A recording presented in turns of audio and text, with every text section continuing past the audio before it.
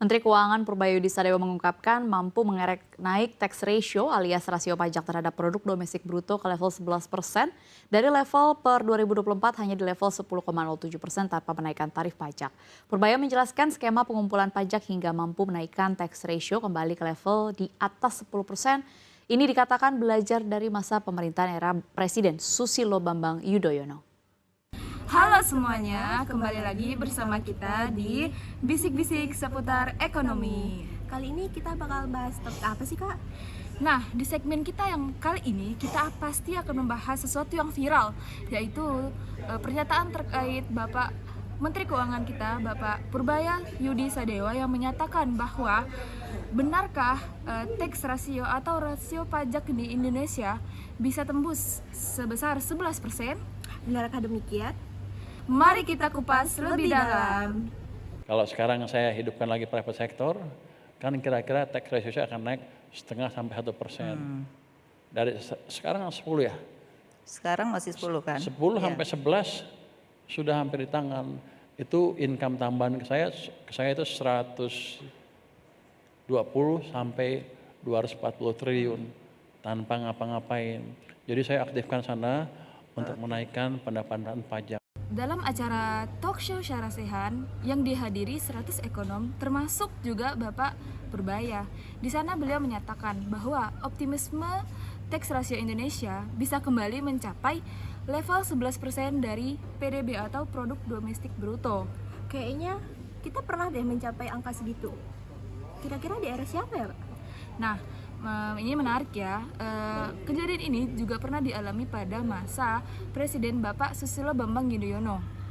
Menurut Bapak Purbaya, kuncinya bukan menaikkan pajak, tetapi menghidupkan kembali sektor swasta. Bahkan ia menyebut dengan sektor swasta aktif, negara bisa memperoleh tambahan penerimaan 120 hingga 240 triliun tanpa ngapa-ngapain. Wah, bagus banget sih itu kalau benar-benar terjadi.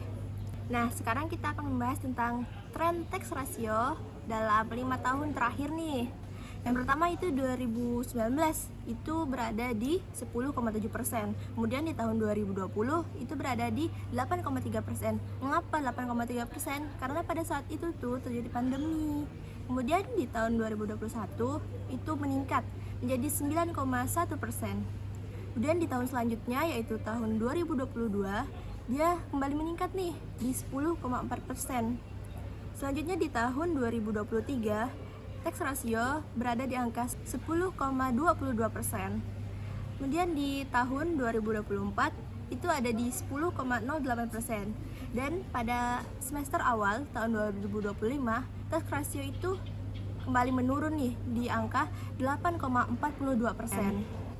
Oh iya Kak, jika melihat data historis dari tax rasio tersebut, Indonesia sempat mengalami kenaikan. Kira-kira itu di tahun berapa ya?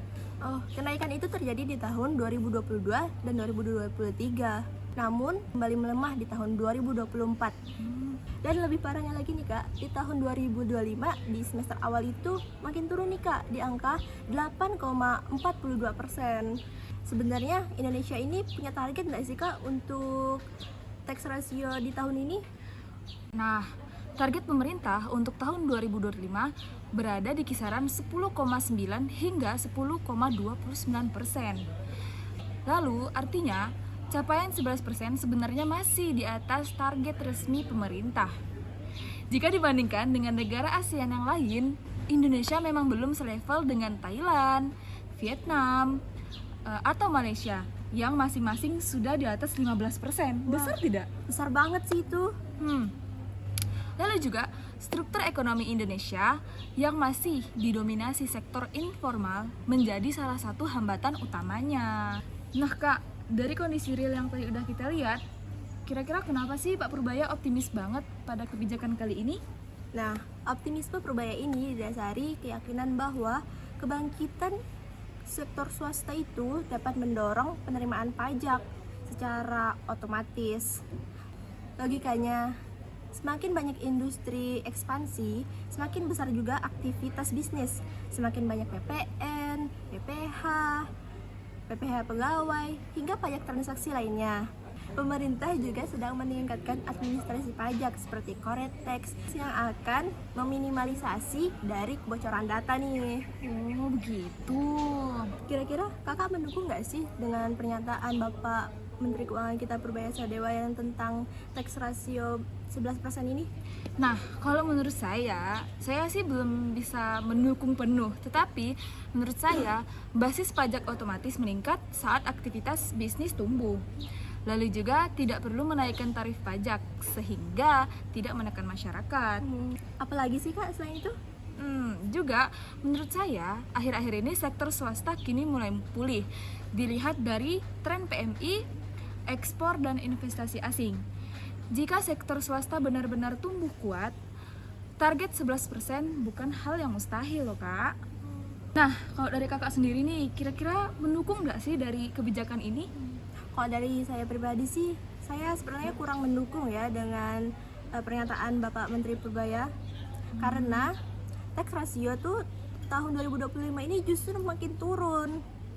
Menandakan basis pajak itu belum stabil. Kemudian 60% tenaga kerja Indonesia berada di sektor informal sehingga tidak dapat menghasilkan pajak secara normal. Kemudian pertumbuhan ekonomi ya stagnan lah, membuat ekspansi bisnis tidak secara menyeluruh. Reformasi perpajakan juga memerlukan waktu panjang, efeknya itu tidak instan. Artinya kenaikan yang ke-11% ini tidak bisa terjadi tanpa mengapa-ngapain aja secara literal, tetapi tetap dibutuhkan kebijakan konkret, penguatan sektor formal, dan perbaikan administrasi pajak yang konsisten. Wah, menurut saya ya masuk akal juga sih. Kira-kira ada nggak sih kak dampak positif kalau tax rasio kita meningkat 11%? Nah, kalau menurut saya, dampak positif dari kenaikan ini, jika tax ratio mencapai 11%, dampak positifnya sangat besar. Anggaran negara bisa bertambah hingga 240 triliun. Lalu juga, pembiayaan infrastruktur dapat dipercepat. Kemudian, fiskal juga meningkat. Lalu juga yang terakhir, ketergantungan pada utang bisa berkurang. Wah, banyak banget juga ya dampak positifnya kalau tax rasio itu meningkat 11%. Kesimpulan dari kita berdua tentang pernyataan Bapak Purbaya Sadewa ini yaitu yang dimana optimisme Purbaya sebenarnya adalah ajakan untuk kita dalam membangkitkan kembali peran sektor swasta. Tetapi data saat ini menunjukkan bahwa 11% itu masih jauh dari angka sekarang. Nah, yang artinya meskipun tidak menaikkan tarif pajak, pemerintah harus ngapa-ngapain dalam bentuk kebijakan ekonomi yang kuat dan konsisten. Kami menyimpulkan bahwa target 11% adalah ambisius hingga realistis, tetapi membutuhkan percepatan reformasi dan penguatan sektor formal. Terima kasih sudah menonton. Ini hanyalah argumen kami.